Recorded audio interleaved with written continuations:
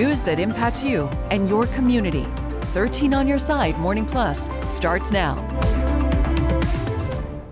Hey, good morning, everybody. Happy Thursday. We're almost to the end of the week. Very nice to see you. I'm Tanner Holbrook. And I'm meteorologist Amber Twardy. Ooh, a little bit of a smoggy type morning out there. It's just kind of like gross if you're headed outside and getting on the roads. You wonder what the fog is. Yeah. It's a little bit of both, right? Yeah, we have kind of a combination. It definitely looks fairly gloomy out there, and it will be impacting our air quality today, too. Okay, yeah, of course, that was the big thing that Sam was saying this morning as air quality started to go down, kind of as things were going this morning during our morning show. And in fact, that is one of the things we will be hashing out today. The wildfire smoke, of course, we've got desert dust down south. That's all due to deserts from thousands of miles away. We're going to talk about that and the very interesting things along with that. Of course, we're also going to talk about summer activities for the kids.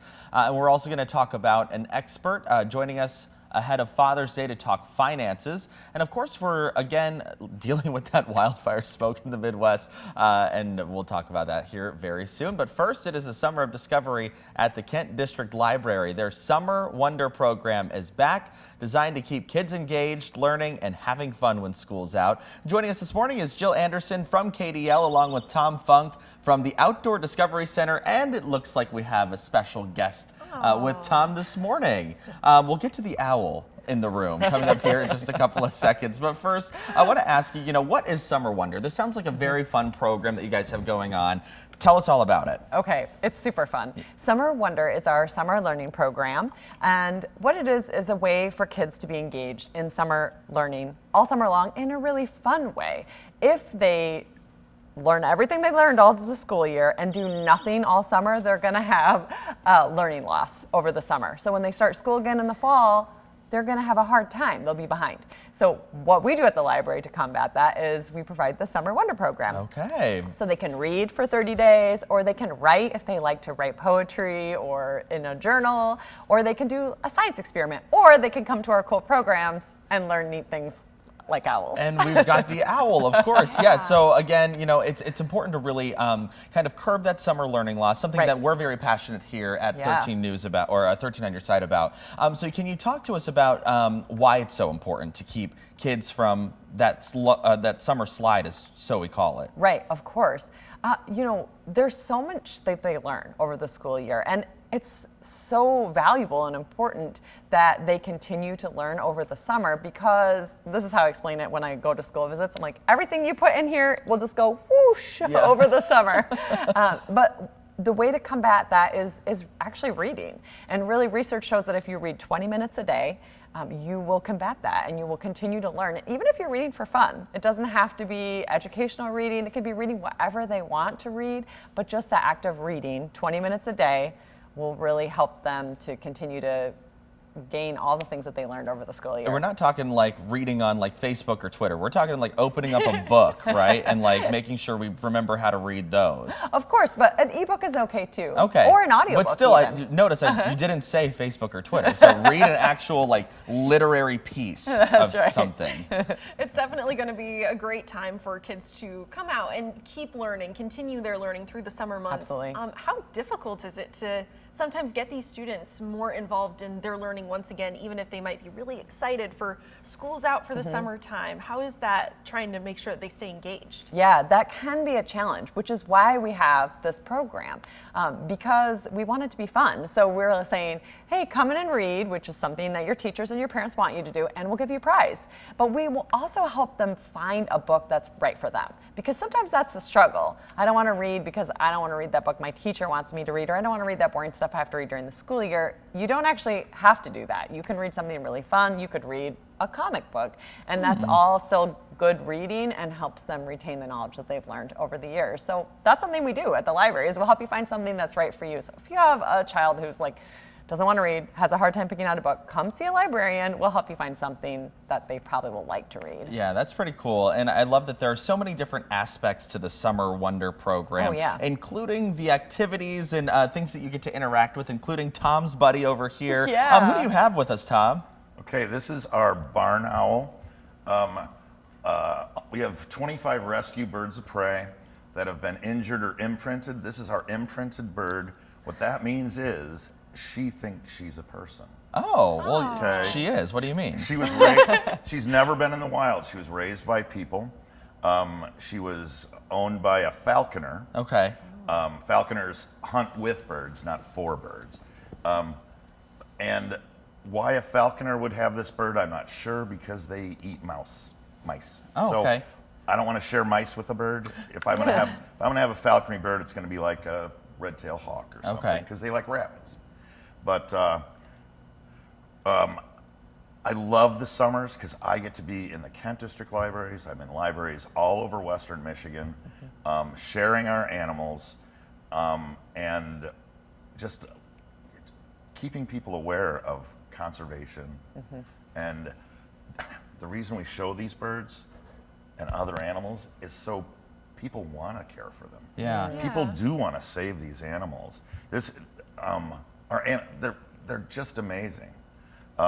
This one, a cool fact about this bird, they have the largest wing area to body size ratio. Very interesting. So let's see her wings, okay? Oh, wow. Oh, wow. She's Yeah. beautiful. Yeah. She is She's just gorgeous. Well, you were talking about how important it is to care for these animals, and to learn about that. And for the Kent District Library purposes, why is that part? Is that part of the reason why you think it's so important to kind of incorporate all of these aspects together with the Summer Wonder program? Oh, absolutely. We do so many programs over the summer. You have to check that out on our website because we have more than I can possibly talk about today. But we have several different animal rescues or different organizations that come out, including with our friend here. But that's an important part of learning. You're coming in and you're having fun because, of course, Right. you want to see this owl. Who doesn't? Well, yeah. But you also get to learn from Tom, who knows so much. And It's kind of like a bait and switch thing. Yeah. But Yeah. for the right Yeah, it reasons, because you just got to get the kids into the library. That's right. That's Yeah. it. Absolutely. And once they're there, I have a 7-year-old. Archer won't do necessarily what I ask him to do or read that book I want him to read Sure. until he makes his decision. Okay. Until it's his idea. So it's kind of interesting. So we share these animals to just spark curiosity. Yeah. Yeah. Yeah, So- absolutely. and that's everything libraries are about. It is. If we can get those kids curious and engage them, they're gonna learn. And it doesn't really matter what I say ever because everyone's looking at the bird. Right. This is the good-looking partnership. Yeah. here, and this is the pretty one. And it's So- really cool that you guys, with Outdoor Discovery Center, partner with KDL. Really quickly, for those that want to be participating in some of these programs, how can they do that? We have a graphic that we could put on the screen to let Perfect. everybody know. But what are some of the things that we need to know if we want to participate in Summer Wonder? Okay, so this is how you participate. There's really two things you can participate in. You can participate in the program where you get a prize at the Okay. end. So you can do that by just coming into one of our branches and getting a 30-day tracking log where you track off 30 days of reading. Or you can do it on our app, which is called Beanstack. And then to be involved in any of our programs, they're all free. Okay. They're at all 20 of our branches. And we have some in parks this year with our bookmobile, which is awesome. Yes. So you can just check that out on our website, kdl.org, and then you can go /events, and you can see all of the things that we have. And you can see, like, if there's something you want to go to and it isn't at your local branch or it's not at a good time for you, look and see where else it is. Yeah. And travel to one of our other branches and go see owls or alligators, or we're having Stormy's foam party, or we have a concert series for families this summer. So we have so much happening, Yeah. all free, Yeah. and you can find it on our website. All right, perfect. And that's kdl.org. Jill and Tom, we appreciate it. Thank you guys so much for being here. We'll have that Absolutely. information on 13onyourside.com as well. It's 9:09. Let's check out our weather forecast. We do know we've got a little bit of smog in the forecast for now. That's going to Yeah. push out, and we are going to see some better temperatures today. Yeah, we'll get some improvement in terms of air quality, also in terms of temperatures. We are going to be seeing some warmer air that is making its way into our forecast. We do have a little bit of fog out there, still visibility numbers that are reduced down to about 2.5 miles at this point in Grand Rapids, 2 miles for Kalamazoo right now. Now, we have been able to see some of that fog lifting further off to the north and west of Grand Rapids, but here's what we're seeing out at the airport at this point. Still a little bit smoggy, still a little bit foggy as well. 59 degrees at this point, and we will continue to warm up throughout the rest of the day, getting into the upper 70s. Now, with that smoke out there, we are seeing some reduced air quality, so down to the unhealthy level for the general population. That's what those red dots, that red contour means. As we head throughout the rest of the day, we will continue to see a lot of that smoke pushing out further off to our south and west along northeasterly winds. So as we're getting into the rest of today, improvement on the way, same thing into tomorrow. So our Friday is going to be a little bit healthier for us, and it does look like as we're getting into this weekend, a lot of that haze will continue to push out. So moderate air quality, improved air quality into our Friday. So we are going to be seeing some slightly nicer conditions in terms of that smoke and air quality as that moves its way on out.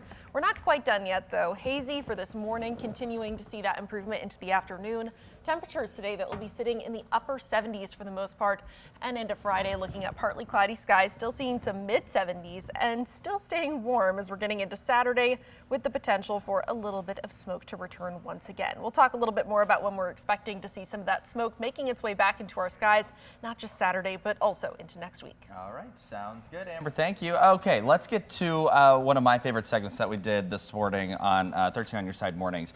We're talking about cooks. If you're a cook or a food lover or maybe fan of old television shows, you're going to want to set a day aside to check out a new exhibit at the Muskegon Museum of Art. This exhibit highlights Julia Child's story from childhood all the way to becoming a world-renowned chef with her groundbreaking cookbook and television show. This morning, Christina Broughton joins us in the studio.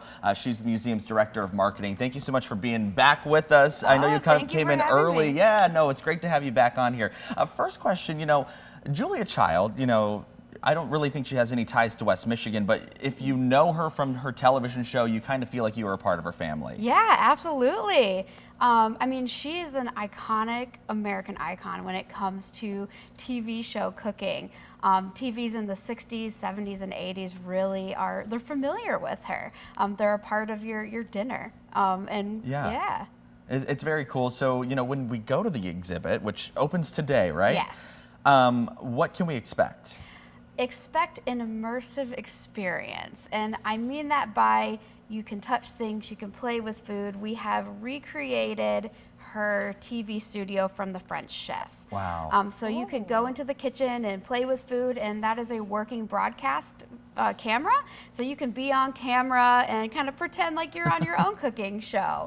There are scents, so we have these little pots all over the place that have the scents of her recipes. Okay. And there's some unique photo opportunities, I will say, with maybe a bathtub. Yeah, we were seeing that. So, what's the story behind the bathtub situation? Yeah, so Paul Child, who is Julia's husband, was a photographer, and he photographed their travels around the world, and so it gives a little behind the scenes of their life. But they used to send photo Valentine's Day cards to their friends and family every year, and they have an iconic one of them sitting in a bathtub together. So for the exhibition, we have created a bathtub that you can sit in with your family, friends, and take some fun photos. Yeah, absolutely. Like that one right there. Yeah, this all looks so incredibly interactive. I know that you said people can go on camera kind of, and they can act like they're in a kitchen kind of cooking something up. There's different smells. What would you say are some of the things that would be most exciting, especially if somebody was bringing their kids along to this? Yeah, it's cool. It's kind of a going back in history. Yeah. Because we have old TVs, vintage TVs, a lot of vintage cookbooks that are there. There's a lot to learn about French cuisine because it's taking you through how she was trained, how she went to school in France. And so it's really great. Learn about cooking, look about the scents. You can get her recipes. It's really great exhibition. Yeah, absolutely. I mean, you talked about recipes, that's one thing I think people are wanting to know is if they can get their hands on a few recipes. So I'm curious to know what you guys have up your sleeve on that. Yeah, so I will say there is a giant 10-foot tall book in the exhibition. Okay. And that flips 10 through. foot tall. It's a 10-foot illuminated book. Okay. I don't want to give too much away, but it does flip through her master of French cooking. Yeah, you're going to see a lot of people going like, taking pictures of all the different recipes. Yeah. The recipes are no secret, but alongside the exhibition, we do have historic cookbooks through time that we're borrowing from the U of M cookbook collection. Oh, wow. How did that partnership come to be about? We have partners with different museums, and universities have museums. And we knew that they had a cookbook collection. We thought that was a fantastic collaboration to bring in. Very cool. I love it. It sounds like a really cool exhibit, especially like for the foodie in your life, or if you're a cook or something like that. Yeah, kind of getting interested in the culinary aspect of things. What do you think would be something that's most surprising to people that they could be learning about all this? Well, there's some interesting stories. She has a fascinating life. Everything from the reason she got into cooking was because she invented a shark repellent for the government. And What? yeah, it's really, there are all these weird, fun facts that you're going to learn in the exhibition on how she led to become this American icon that are completely unrelated to cooking, but somehow it got her there. So, but we also have events that are going to be happening throughout the summer related to this exhibition. So we're partnering with the Playhouse at White Lake on a Julia Child opera. Okay, I do believe we had your webpage up a second ago. I do believe that that was on there when we were scrolling through. Yeah, absolutely. So it's a Julia Child opera, and it's a funny musical where they're going to be cooking cake on stage. Oh, wow. So another kind of unexpected fun turn for the event. We also have live cooking demonstrations with the Culinary Institute of Michigan, and we're doing butter making classes with the Cheese Lady. Oh, the Cheese Lady's great. Yes, we love her. Yeah, that's so cool. Okay, so it starts today. I believe we have a graphic there. Yep, it runs through the 1st of September. What do people need to know if they're going to come and check out the exhibit? Yeah, so there is an admission fee. Okay. For non-members, it's $20, and that seems like a lot, but that gets you access to all the other exhibitions and galleries at the museum. And then it's $5 for members, and then $2 for kids under 17. Okay, wow. So lots going on there. It sounds like you guys also have a bunch of other things going on at the museum right now. What else? Yeah. What else can we expect if we're headed out this summer? We have an exhibition called the Bennett Prize, which is for figurative realist painters, and it's a competition for painters. We opened it up about a month ago, but that will be running all through the summer as well. We have kids events with something called Super Saturday. Every second Saturday is free admission to the museum. Okay. Plus the upcharge you get into Julia Child, but it's a free STEAM art activity. Okay. What else do we have going on? We're having a skateboarding film screening. Whoa. Because there's a art, there's art associated with the skateboarding culture. So that will be coming up in July. We have a lot going on this summer. Yeah, it seems like you do. And of course, we're scrolling through your website right now. You can find all of those things that we've been talking about on that website, which again is Muskegon Artmuseum.org. Okay, yep, right there on your screen. And if you want to go ahead and check out the Julia Child exhibit, you could do so starting today. You guys open here in just a few hours. So we do, yeah. Okay, well, we're looking forward to it. And thank you so much for coming back and hanging out with us in the 9 o'clock hour. Yes, thanks for having me on. Yeah, all right. And of course, we will continue to be following you guys. You guys are so much fun. Excellent. All right, Thank you. Thank you. Okay, 9:18, school's out, and parents might be wondering what we are going to be doing all summer with the kids. GR Kids, you might have heard of it, is here to help. Amber Cox joins us now live with a look at some of the best summer camps, local activities, and a full calendar of events to keep your family busy and, of course, having fun. Amber, thanks for joining us. Of course, we've got another Amber on the broadcast over. We got two Ambers with us this morning. Let's start with the big picture. What are some of the standouts that families can do with their kids this summer in West Michigan? Well, I think parents, even after just a couple of days of their kids being out of school, they're like, what are we going to do with these kids this summer? So it's really, oh, I'm sorry, there's my dog. That's totally Speaking fine. of kids, yeah, mine just came down from sleeping, and that's why my dog is barking. Sorry about that. That's okay. So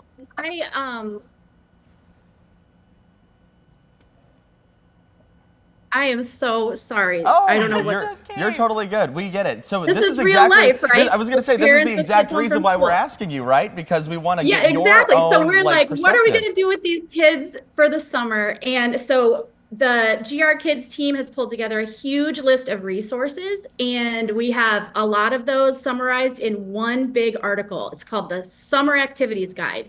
So basically, whether you're looking for fairs and festivals, concerts, movies at the park, maybe just ways to beat the heat. We've got all the splash pads and pools. We have a guide to the beaches in the area. We've got free things to do. The Grand Rapids Public Museum, kids that live in Kent County can go there for free. The libraries, parks, there's just so many resources. So we've kind of rounded them all up and put them in the guide for you. Okay, yeah, and we're taking a look at that guide right there on the screen. And of course, it's easy to access right there on your website. It's one of those things that you guys work very hard to compile that list. I'm curious how you guys compile all of these lists that we have on your website. That's a great question. Well, we have been serving this community for about 15 years. What started with just an event calendar for parents has become a huge publishing company with multiple brands. Hey Grand Rapids for adults in Grand Rapids, Hey Michigan for information about traveling around the whole state, and GR Kids, of course, with all of our resources for communities in West Michigan. So our event calendar is where you can go and you can search even by the day. So you wake up in the morning and you're like, what are we going to do today? You can go to the event calendar. There's going to be in your community everything listed out for that day. You can also search days coming up, and you can search by topics. It's a super useful resource for parents through the summer. Yeah, we're looking at that right now. I mean, the list is expansive. Yeah, this is Yeah, huge. it's almost too much to talk about. I know you can, whether it's free things to do or, ticketed items like John Ball Zoo, Meyer Gardens. Like we have so many amazing places to go and things to do in our community. And I think sharing that, the tips from parents for how to get out to those places and, making it not seem like the biggest deal, that you can get out of the house, you can take your kids, even if it's only for a few hours, and it can really set you up for a successful summer at home.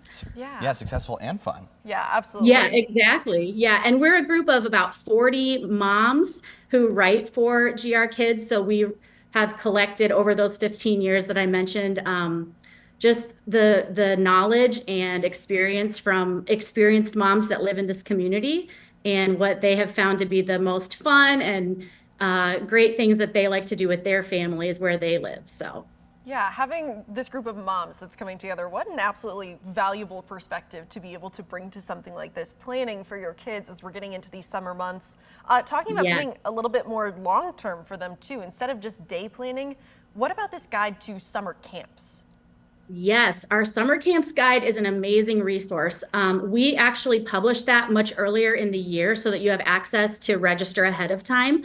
But some of these that are up, you can even do for next summer. So basically, you can search by the type of camp you're looking for. Maybe it's a sports camp or art or STEAM, whatever the theme might be. You can search based on the length of the camp. Is it a day camp? Is it overnight? Is it nearby? Is it farther away?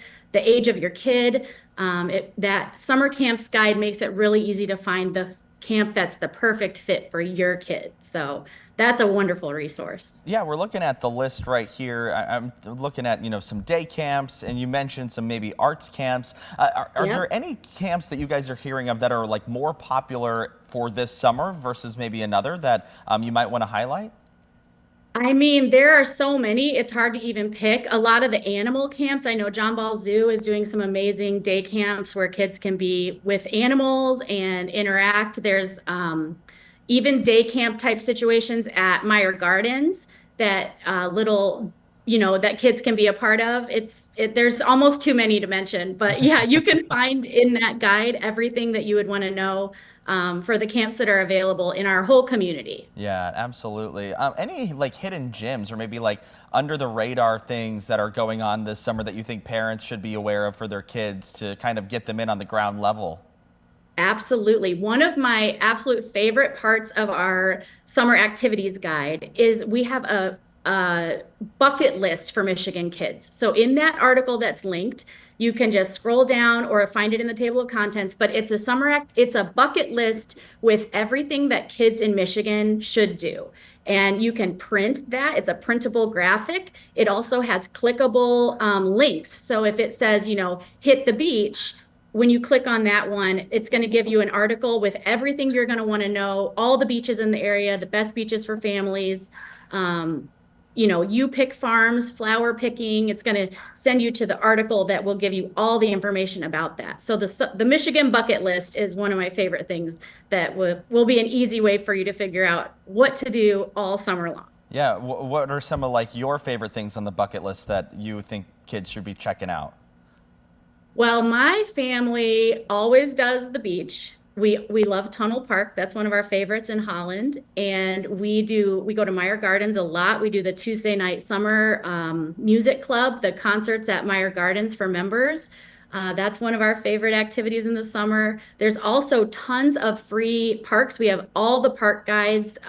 Every park you can think of is probably in there. Where to hike, where to find, streams, where to find hike's great for kids. We love to hike in my family, so we do a lot of that. We also have on our site, you can look for trips like day trips. You can look for a little bit farther away outside of Grand Rapids if you're looking for road trip ideas or travel ideas for your family this summer. We've got articles about towns all over Michigan, places to visit, from Sleeping Bear Dunes to the UP to places that maybe have been on your list and you're not quite sure you have all the info about it. Our article probably has everything you're going to want to know about it to plan your trip. That's really cool. How frequently is this updated so that people can see, oh, maybe something just got planned last week? What will that still make it onto the list? Constantly, every day. We're updating. We also have our social media, and our newsletters would even be more fresh than the website, which is updated daily. So yeah, you can follow us on all the social media platforms, Instagram, Facebook. You can also subscribe to newsletters for some exclusive content, including like giveaways, contests we're running where you can win tickets to stuff for your family. Some of that is very cool in the newsletters, so you can sign up for those. Very cool. All right, Amber, any last words about what we should be doing or focusing on this summer when it comes to your kids? I think it's so cool that as soon as we're starting this interview, your kids are coming down the stairs. Yeah. So you have like real life experience in all of this stuff. Yes, absolutely. I have been a mom for 16 years now with 3 kids and have lived in West Michigan for over a decade and have used GR Kids as a resource for myself. And now being a part of the team here, it's really cool to get to help share all the fun stuff to do around West Michigan and around Michigan in general. It's such a fun thing, and I hope that a lot of families in our community will kind of be inspired to get out there, go outside, get off the tablets, have fun, go explore our amazing state. All right, Amber Cox with GR Kids, we appreciate your time. And of course, thanks for keeping us up to date on what our kids should be doing this summer break. We appreciate it. Absolutely. Thanks, Tanner. All right, it's 9:28. Switching to our other Amber here on the broadcast. Not our other Amber. All of our Ambers are great. Let's talk about the weather, because if you're headed out to maybe a summer event, maybe today, next couple of days, pretty promising weather, not gonna lie. Yeah, things aren't looking too bad. We have still dry conditions. It is going to feel a little bit warmer. I will say that air quality for right now isn't exactly the best, but it will be improving throughout the rest of the day and into tomorrow. Let's talk temperatures though, because we are going to be warming up today, seeing some upper 70s in the forecast. 13 weather ball is red, warmer weather is ahead. This view is sponsored by Countryside Greenhouse of Allendale. What we're seeing right now all across West Michigan is still a little bit of smoke out there, a little bit hazy in our skies. This is going to be sticking around for a good portion of the day still, but we do continue to see smoke moving out along northeasterly winds. That's going to be pushing a little bit closer to Chicago later on. Temperatures right now sitting close to 60 degrees here in Grand Rapids, 61 in Holland, 63 in Muskegon with a good amount of sunshine. So we've been able to see some fog lifting. We've been able to see some cloud cover breaking apart further north and west of Grand Rapids. Still hanging on to a little bit of cloud cover, a little bit further to the south and east. Now, we had some rain yesterday. Some of those showers still making their way through about the thumb region, looking into southeast Michigan, but West Michigan now in the clear, and we will continue to see those clouds decreasing, moving further off to the east with some more sunshine on the way today. Just still seeing a little bit of haze, especially early in the day as we have this plume of smoke overhead still. Throughout the rest of the day, temperatures continue to rise into the mid to upper 70s, so a warm one ahead of us, that is for sure. We're also going to be seeing still a good deal of sunshine, just a couple of passing clouds, but other than that, good amount of sun. Still, the haze continuing to make its way further out, and a bit later on in the day, we will continue to see some steep improvements, at least, to our air quality. So, a little hazy to start. Tomorrow, partly cloudy, seeing some improvements once again with our air quality. So, feeling a little bit healthier, better on the lungs into our Friday. Temperatures still mid to upper 70s. Those same temperatures continue into the weekend. So, about 77 into Saturday, seeing the return of just a little bit of haze is what we're still going to be looking at too. Now, in terms of those temperatures, we are going to be staying in those mid to upper 70s all the way through this upcoming weekend, dropping down though into the beginning of next week, down to the lower 70s for Monday and Tuesday. This is because of a system moving through that's going to be dropping our temperatures down and also bringing our next opportunity for a little bit of rainfall in the forecast. Staying dry throughout Saturday, passing clouds, couple of passing clouds at least, cloud cover increasing into our Sunday, and that's when we're going to start to see our first opportunity for a couple of showers to make their way in. This is especially Sunday evening, continuing through Sunday night and into Monday as well. Now that all starts to clear out early Tuesday morning, so Tuesday still going to be looking on the quieter side for us once again, but we will be dealing with a little bit more smoke and haze in our skies. Temperatures for today near the lakeshore are largely going to be sitting in the upper 70s, so staying on the warmer side of things. We continue to see some haze that's mainly going to be north of Muskegon, clearing out as we're getting into the evening hours, really decreasing. We will be able to see improvement to our air quality. Northern zone sticking with a little bit of that haze for today. Temperatures upper 70s, still going to be dealing once again though with a bit of smoke out there. Today, even right now, still in the unhealthy category, but by tomorrow should be dropping back down into the moderate category. As far as what we're seeing for our southern zone today, temperatures mid 70s for the most part, but a little bit warmer the further north that you travel. Your 13 on your side 7-day forecast. Temperatures staying in the mid to upper 70s into and through this weekend. Next chance for rainfall isn't until Sunday. That continues into Monday. A little bit of haze returning for Monday and Tuesday next week. All right, so yeah, we've got some good weather coming our way. We just need to get that smog out of here. Yeah, once that's out of the way, we'll still have sunshine, warm, comfortable temperatures really, so we're feeling a little more summery at least. Yeah, once we get that smog out, it's the UV. Give it to me. Give me all the UV. There you get go. a little tan. Sunburn for me. 9:32 is the time. Father's Day, of course, is coming up, and if you're still trying to figure out a gift that's meaningful, well, what if you skip like the stuff and give something more impactful? How about that? We're talking about financial independence. And joining us this morning is Matt Eilers from Medalist Wealth to share ways you can show your dad that you are ready to stand on your own 2 feet financially. This is something that I think a lot of people get a little confused on when they're trying to navigate the early stages of adulthood, right? So why is learning to manage your money one of the best gifts you can give your father? Well, my dad's a banker. I know why, but I'll tell you this. This hits home personally for me because I was taught a lot of life lessons as a kid learning about money. But it's a way to show that we kind of have our act together, right? And if we can show that we can make progress eliminating debt or saving for retirement, what we can really demonstrate is the building of good habits. And good habits lead to a good financial future.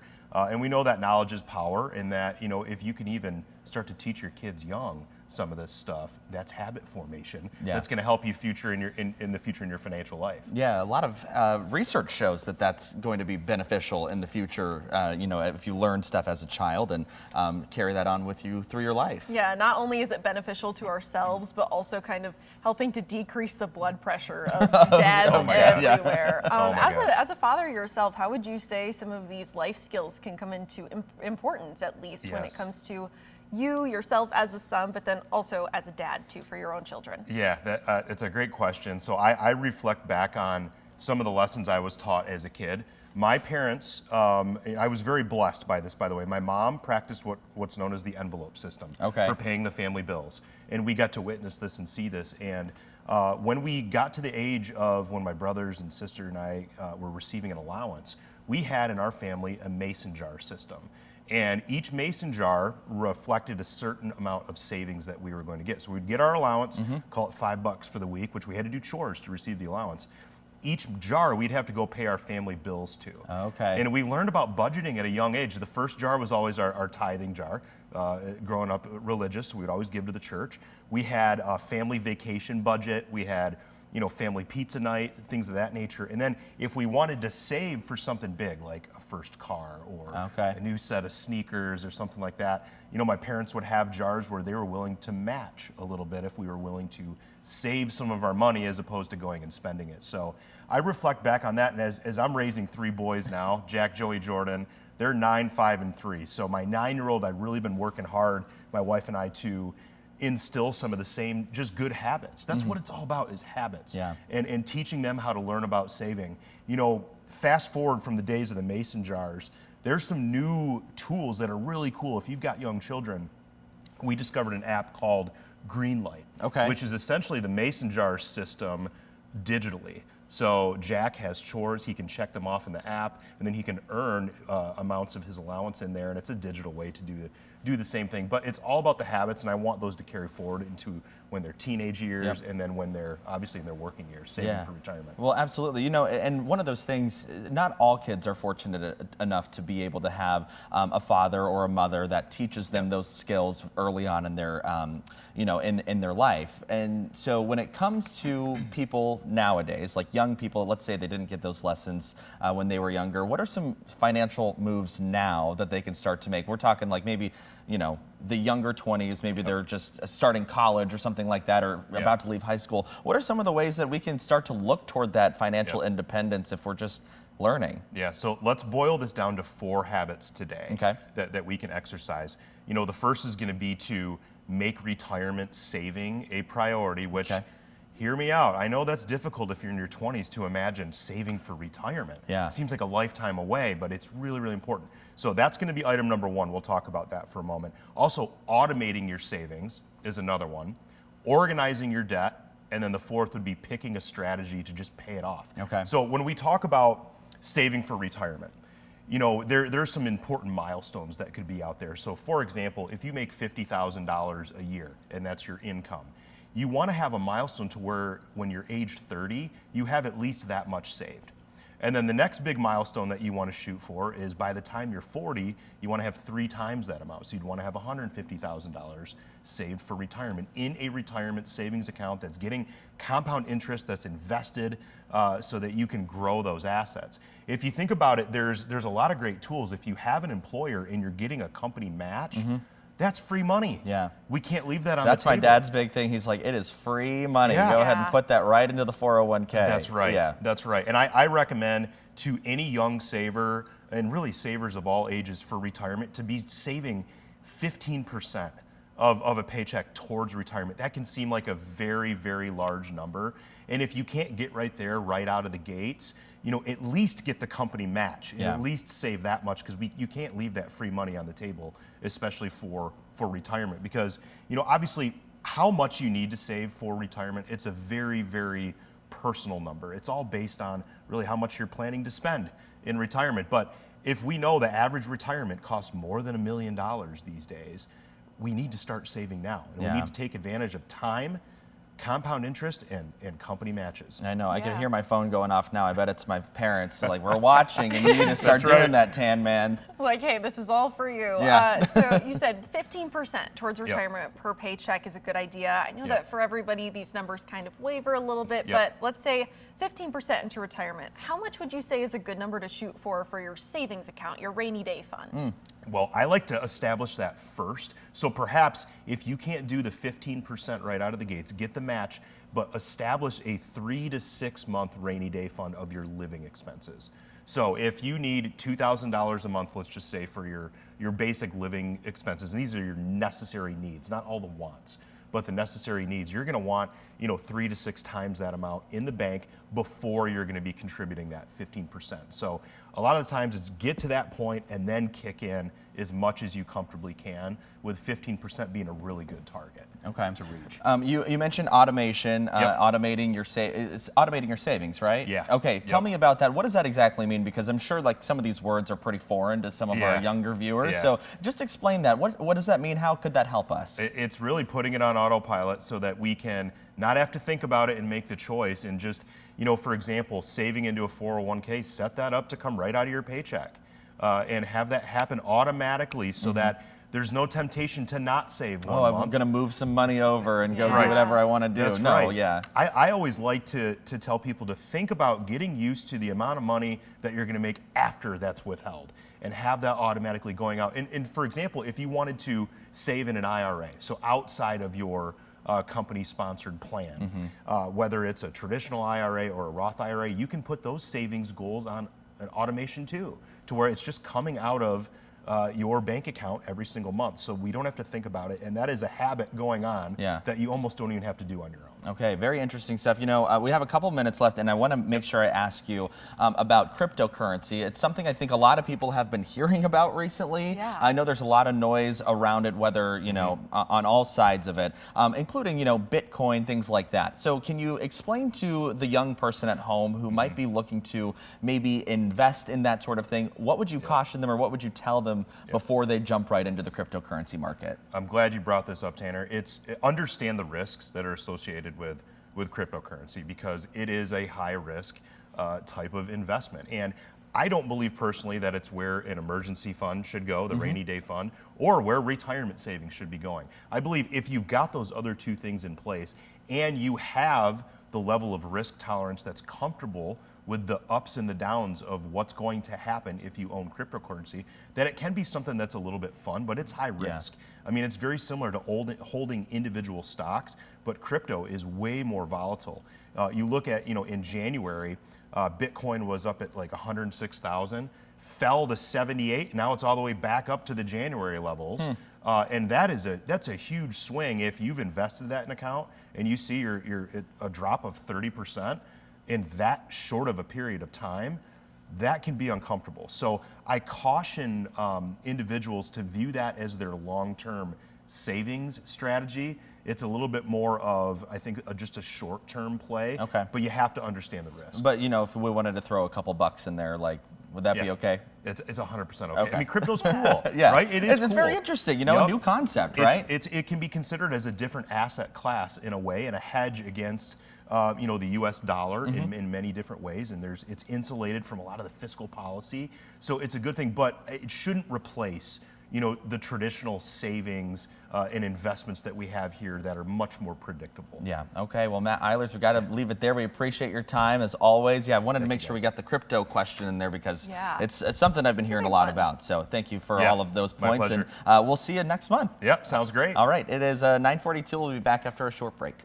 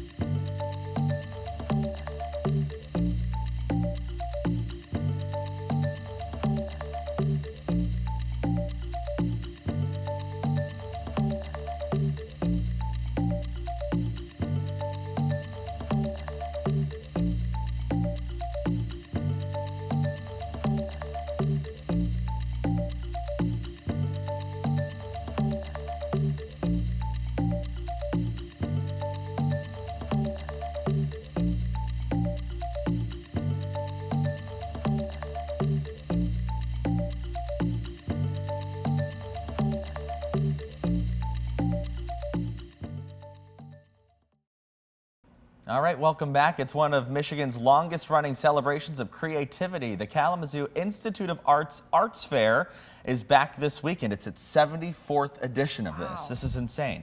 So the two-day event brings together dozens of artists from across the country, and it's happening in Bronson Park. Joining us this morning is Catherine Armstrong to tell us all about what's in store and how you can enjoy even more art down there in Kalamazoo. Catherine, thanks for being with us. For those who have never been, what can we expect at the Arts Fair this year? What makes it so special?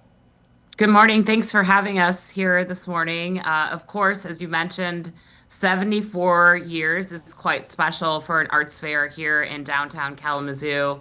The Kalamazoo Institute of Arts is proud to continue this long community event and bringing over 130 artists to Bronson Park. We have several activities happening throughout the arts fair weekend on both Friday and Saturday. Amongst our artists who are there to share their work, and of course, the work that they're producing will be for sale. We also have artist demos from the Kirk Newman Art School here at the KAA that will be in the park. Family-friendly activities, food trucks, performing artists throughout the Friday and Saturday Arts Fair weekend, and this is part of the Jumpstart weekend in Kalamazoo, so we're proud to be a part of that. And I also want to mention that the KAA galleries will be free both Friday and Saturday during Arts Fair weekend. Oh, this is so cool. So lots going on these next couple of days. Again, we want to make sure that we mention what days these are. This is this week on Thursday and Friday. So today, right? It starts today? Friday and Saturday. Oh, I'm sorry, Friday and Saturday. Yes. Friday, June 6th from 3 to 8 p.m. Yeah. And then Saturday, June 7th from 9 a.m. to 5 p.m. Okay. And Art Fair is also free. So it's open and to everyone. So we are really excited to bring, again, 130 artists, food truck vendors, performing artists, and we typically see over 15,000 people in the park during this special weekend. Wow, that's a lot of people. How do you guys go about planning all of this year after year? I mean, this has got to be such a big undertaking given all of the vendors that you have, but then all of the people that come to hang out. So talk to us about that. Absolutely. So this is an all hands on deck event for our KA team. The advancement department leads this special event, and we work with numerous volunteers. And of course, we could not do this without our sponsors. This year's presenting sponsor is the Kalamazoo Community Foundation, as well as many other sponsors who support this free event. It definitely sounds like a great time to be able to head out to, and something that a lot of people have really enjoyed for a long time. So 74 years now of this art fair. Why do you think it's stuck around for such a long time? Well, certainly Kalamazoo is known as an arts community, so I think that's the first and foremost reason why it continues to happen. We certainly believe that art is for everyone, and this is one of the ways in which we can do that and ensure that we are participating not only with art within the museum and the art school here, but also the art that is beyond the walls of the KAA. So I think it's been a long-lasting event because of the commitment and the care for bringing art to Kalamazoo, and certainly a great way to kick off our summer season. Yeah, absolutely. And you know, it sounds like you guys are going to have like the perfect weather for it too. I mean, it's going to be really nice out there. Yes. You know, what do you hear from people coming back year after year? Why do they love it so much that you guys continue to do this for now 74 years? Certainly, we hear often from the artists who are coming from, yes, the Michigan area, but in many states beyond the Midwest, that this is the best arts fair that they've participated in throughout their career. And then also we hear often from our downtown businesses that this is the best weekend for their business and folks who are traveling within the social district. Of course, we support the businesses who are having, you know, the merchants, the restaurants, the food and beverage is also important. You can bring a drink to Bronson Park within the social district, so that's also a nice plus. The family-friendly activities, we have arty scavenger hunt and many things that happen beyond, again, the ability to also purchase fine art here in Kalamazoo. Yeah, so you guys are going to be hosting the 74th Arts Fair. Very exciting, definitely. Hopefully a lot of people can head out to that, but that's not all that you have going on. So can you tell us a little bit more about free Thursdays that are going to be happening for the Kalamazoo Institute of Arts through the summer? Excellent. Thank you so much for mentioning that. We are free every Thursday and have extended hours to 8 p.m. So there's often some programmatic activities that are happening during those free Thursdays. thanks to the generous support of Art Bridges Access for All and the Ephraimson Family Fund, we have free admission, and then, as I mentioned, programmatic activities that are happening in addition to our summer exhibitions that will open tomorrow, Friday, for the next round. We also have some wonderful things happening in terms of our membership program. So I want to mention that if you become a member of the KA, you always have free admission, as well as many other perks, discounts at our gallery shop, and early admission to the Kirk Newman Art School, which has courses year round. So many things happening here at the KA. There's certainly something for everyone, and we truly want this year, as we celebrate our centennial, to extend out into the next 100 years. So yes, everyone is welcome, and we hope that we'll see folks throughout the weekend and, of course, on Thursdays. Yeah, there you go. Very cool stuff. Okay, we're going to put the dates right back on the screen really quick. So again, the 74th Excellent. Arts Fair, Friday and Saturday. You can see the dates and times right there on your screen. Where can more people find information if they need to get that on your website? Excellent. So kiarts.org, there is a tab specifically for Arts Fair, but you can also find information on what's happening throughout the exhibitions, the school, and the events that are going on through the website calendar. We are so excited about this weekend and really the summer season here at the KA. So thank you. All right. Thank you so much for joining us. We really appreciate your time, and have so much fun this weekend in the 74th Arts Fair down in Kazoo. Thank you. All right, to your headlines now. Lawmakers in Lansing are discussing a number of gun control proposals today ahead of National Gun Violence Awareness Day. So National Gun Violence Awareness Day is tomorrow, and in recognition, the blue bridge that you see in the very back of that frame there will be lit up orange starting tonight through the weekend. Today, though, lawmakers in the Public Safety Committee will discuss 4 bills that aim to stop gun violence. The bills, originally introduced in the Senate, focus on 3 main things: banning bump stocks, making ghost guns illegal, and keeping guns out of state government buildings. So we'll keep tabs on that whole situation there for you. Meanwhile, back closer to home, a Kentwood food truck owner who makes ice cream sandwiches says he lost more than $2,000 after his truck was vandalized Monday. The owner of Underground Cookie Club says someone broke in through the truck window, which was parked behind their store. And one of their freezers was also unplugged here, and we're told all 200 ice cream sandwiches inside melted. He says setbacks like this are very discouraging to small business owners. Sales are a challenge for everybody, and then to come in and then have a setback like that you know is going to cost you a lot of money just to replace, and then a lot of money in labor and time and dollars. It's frustrating. It's hard to want to keep going. The Underground Cookie Club truck is at Food Truck Fridays in Grand Rapids every week if you want to go and support. They'll also be at Muskegon Pride on Saturday. The owner hopes to increase sales to help make up for that loss. All right, I've been told I have to read the prompter exactly how it is for this next story. It's the return of the Mac wrap, the McDonald's snack wrap. Amazing. Okay. Sorry. Our producer Jacob wrote that and wanted me to read it that way. So anyway, we're talking about the snack wrap. The popular menu item is coming back on July 10th, and we're really excited about this. I am, at least. Oh, me too. It's going to be made with a McDonald's McCrispy strip, topped with shredded lettuce and cheese, wrapped in a tortilla. This sounds delicious. Have you never had a snack wrap? I've never had a snack wrap. This sounds amazing. It just sounds like a mini chicken wrap. Like, that sounds lovely. So I was watching your reaction not be more lusterful towards this. That was a bad way to describe it.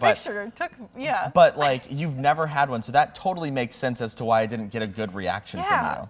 I mean, I hear snack wrap and I'm like, oh, okay, cool. It's like a wrap of some sort. It is the iconic snack wrap. So it'll be available in 2 flavors at launch: spicy buffalo chicken snack wrap and the ranch chicken snack wrap. Chicken, grilled or crispy. This sounds amazing. It sounds wonderful. You can buy them a la carte or as a meal combo, which will include 2 snack wraps, a fry, and a drink. Snack wraps were originally discontinued back in 2016. I like would make my mom go around the drive-thru and get me. I'm like, can we please get a snack wrap? Can we please get a snack wrap? Oh my gosh. See, Yeah. I don't feel like I go to McDonald's all that often because there's just not all that much that's really appealing, I feel like, to me at least. This is very appealing. Yeah, no, this is great. Catch me in the drive-thru at McDonald's. The worst part is I would like get it without the lettuce growing up, and so it would literally just just a be tortilla. a tortilla and chicken, and that's about And it. cheese, don't and forget the ranch, cheese. and ranch. Oh, yes, Yeah. okay. So there you go. Balanced diet there. Yeah, we try. Anyway, we're very sounds excited about the delicious. snack wraps. Again, July 10th is when those come back. So I will be definitely in that drive-thru. Yeah. See, I didn't hear of snack wraps until, I've heard of them, but I didn't really know what they were until today. Something that I have heard of plenty of times and know so much about. Just by me playing it on my phone today alone. You played it today? I did during the show. Oh, I love this. Okay, Yeah. let's talk about it. Wicked. So we are back in the world of Oz with a look at the trailer for the second Wicked movie. Yeah, so this trailer for Wicked for Good was released last night. Already, of course, racking up millions of views by the time we woke up today. Take a listen. This is between us, the wizard, and I.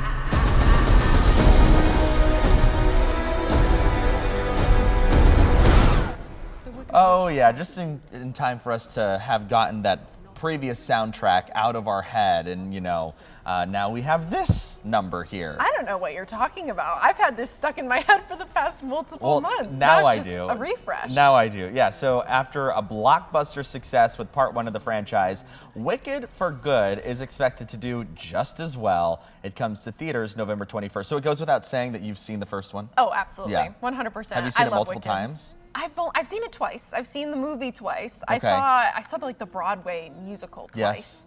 So I love Wicked. I've very never much so seen the love- Broadway musical. You've never? Where did you see it? In Chicago? No, one of them was in Kalamazoo and the other one was in New York City. Our Yeah. producer Jacob just told us he's never seen the movie. Jacob, we need to fix That's that. your homework assignment, Yeah. and like it needs to be done by Tonight. tomorrow. That when I see you next. This is important because this is, I know Can you so do the many note people. at the end of the movie? Yes. Yes. I am Cynthia Erivo. Yeah. I tried at 5 this morning. It just was not coming out. I don't feel like that was it either, but You know did better what? than I did. You did better than I did. Anyway, let's take a look at the Mighty Mac this morning. We have a picture posted by the Bridge Authority yesterday. I mean, that is not fog, everybody. That is a mix of like smoke from the wildfires in Canada kind of mixing together. Yeah. I mean, barely you can see that first tower there. The Mighty Mac, don't get me wrong, she is a beauty. But she can be sometimes scary to drive on. Oh, absolutely. So yeah, just remember if you're headed up north, you might end up dealing with some of the wildfire smoke, especially crossing the bridge there.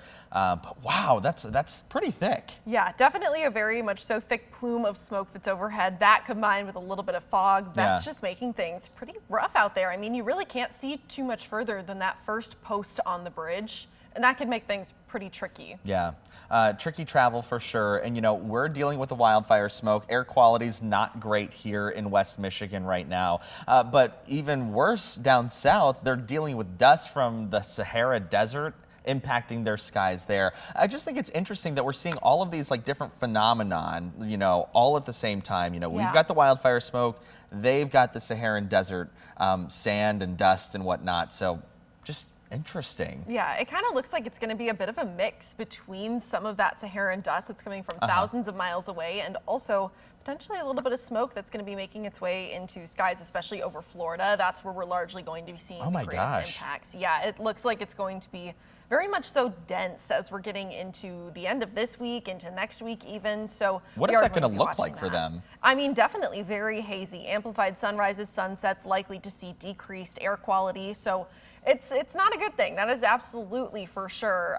We are also going to unfortunately be seeing some decreased air quality a little bit closer to home for this morning in that unhealthy category. So the red dots, the red contour, that would be unhealthy for the general population. Orange is where we have unhealthy for more sensitive groups, which is what we're expecting to go towards today as we continue to see winds out of the northeast, pushing a lot of that smoke further off to our southwest, getting closer to Chicago. So we still will be able to see some impacts from that today. Unhealthy for sensitive groups, those with asthma, anybody who would be, let's say, pregnant or with a heart condition, lung condition, any of those types would be able to see some greater impacts from today because of the air quality. The good news is we do have some improvement heading into tomorrow. It does look like some areas could be hanging on to that more unhealthy for sensitive groups air quality, but I still think we're going to be on the lower end of that, getting closer to that moderate category instead. So much less of a concern for air quality heading into tomorrow and even this weekend. Past that, we will be able to see the chance for some more smoke to return as we get into especially Sunday night and Monday and Tuesday next week. Okay, yeah, and you can find our full 13 on your side 7-day forecast on our website. You'll be back with it later today at noon. Of course, that's all the time we have for our 9 o'clock show. We'll see you tomorrow morning right here back on 13 Plus. Have a great day.